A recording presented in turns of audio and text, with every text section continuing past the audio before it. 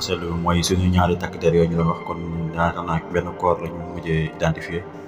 wala ñu xoolee xam nañ ni kenn ki la métti na de métti na waaye yàlla na leen yàlla yërëm rek parce que instant yi moom gaañ ay jékki-jékki ne lu dem na jékki ñu ne génn na àdduna sala indaalewul baxet mais yooyu yëpp day am bañ soog ma moom c'est normal nga génn leeral da dem ci parce que la mu am keneen waaw loolu soo buñ la waxee loolu dem am teg yoon mooy doxal réew am sooy tool ku yóbboo ci yoon yóbbu Sonko ci yoon da wax Sénégal nga xam wala dëgg gi féete waaw boobaa da ciy baax waaye na nekk di yoon boo xam ne si rek day équilibre amul folal kee waaw mu nekk lu kii dina gi dégg nañu Assemblée nationale règlement intérieur dañ ko falsifié ginnaaw kii